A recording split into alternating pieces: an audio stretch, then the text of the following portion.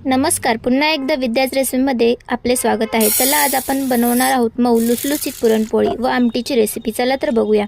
सगळ्यात आधी 2 वाट्या हरभऱ्याची डाळ आपण घेतलेली आहे, तिला चांगल्या प्रकारे धुवून घ्यायची आहे। कुकरमध्ये 3 ग्लास पाणी टाकून त्याला 4 शिट्ट्या होईपर्यंत ठेवावे। आता तव्यावर 5-6 इलायची, बडीशेप, सुंठ याला चांगल्या प्रकारे भाजून घ्यायचे आहे। त्याला मिक्सरमध्ये चांगल्या प्रकारे बारीक करायचे आहे। हे बघा अशा प्रकारे। हरभऱ्याची डाळ पण शिजून झालेली आहे। तुम्ही बघू शकता किती छान प्रकारे डाळ शिजलेली आहे। आता पुरणाच्या चाळणीमध्ये शिजलेली हरभऱ्याची डाळ चांगल्या प्रकारे बारीक करून घ्यायची आहे। गूळ पण आपण बारीक करून घ्यायचा आहे।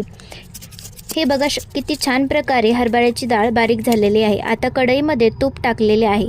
त्यानंतर आपण बारीक केलेला गूळ, तुम्हाला गोड किती आवडतं यावर डिपेंड आहे।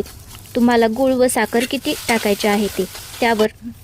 त्यानंतर बारीक केलेली हरभऱ्याची डाळ सगळे मिश्रण छान हलवून घ्यायचे आहे। अर्धा वाटी साखर टाकलेली आहे।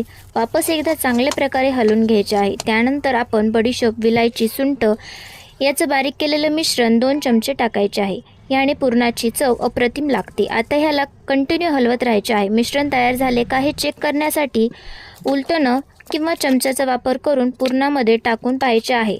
घट्ट झालं आहे का नाही ते पाहण्यासाठी। आपले पुरण तयार झाले आहे। आता आपण आमटीची तयारी करूया। यासाठी 2 कांदे, 2 टोमॅटो, कोथिंबीर, खोबरं घेतलेले आहे।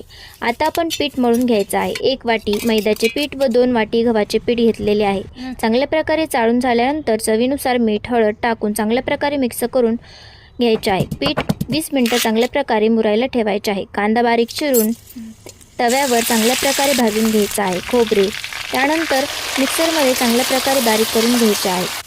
त्यानंतर आपण टोमॅटो नंतर आपण टाकू शकतो। कोथिंबीर, लसूण चांगल्या प्रकारे बारीक करून घ्यायचे आहे। आता कढईमध्ये तेल तापल्यानंतर कोथिंबीर, लसूण याचे पेस्ट टाकायचे आहे। आपण जे कांदा, खोबरे, टोमॅटो याचे पेस्ट केलेले होते ते टाकायचे आहे। चवीनुसार मीठ, काळं तिखट टाकून एकदा हलवून घ्यायचे। आता हरभऱ्याची डाळ आपण शिजवली होती त्याचे पाणी इथे टाकायचे आहे। चांगल्या प्रकारे हलवून 5 मिनिटं शिजू द्यायचे आहे।